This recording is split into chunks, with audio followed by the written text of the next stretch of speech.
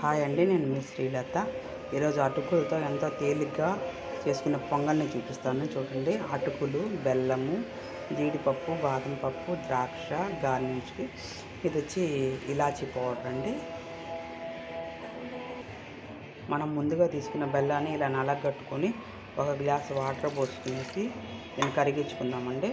మనం పొయ్యి మీద పెట్టి ఇలా కరిగించుకుందాం. ఇది కరిగేటప్పటికి అటుకుల్ని కడిగి పెట్టుకుందామండి. మనం ముందుగా తీసుకున్న అటుకుల్ని ఇట్లా నీళ్ళలో వేసుకునేసి కడుక్కునేసి నీళ్ళు బాగా మొత్తము పిండేద్దామండి.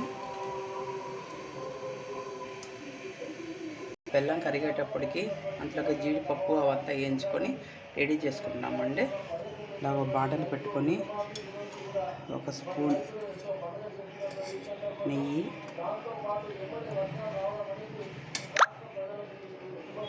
ఒక స్పూన్ నెయ్యి వేసుకునేసి ఇంట్లో జీడిపప్పు, బాదం పప్పు వేసి చేసుకున్నామండి.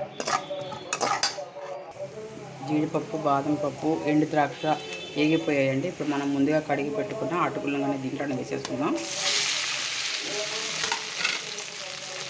వేసేసుకునేసి కొద్దిగా వేయించుకుందామండి. కొద్దిగా ఇలా ఒక నిమిషం వేయించుకున్న తర్వాత ఈ బెల్లం పాకాన్ని అనేది మనం వడగట్టుకునేద్దామండి.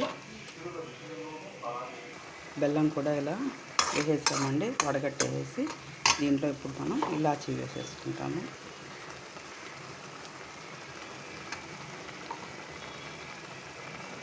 ఇది బాగా కొద్దిగా దగ్గరగా రావాలండి.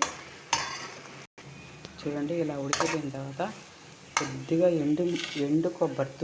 ఎండు కొబ్బరిని సన్నగా తురుముకునేసి ఇలా కొద్దిగా వేసుకోండి, బాగుంటుంది.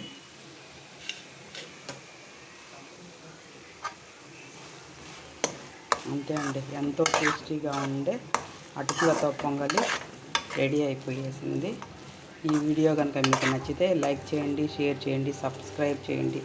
థ్యాంక్ యూ అండి.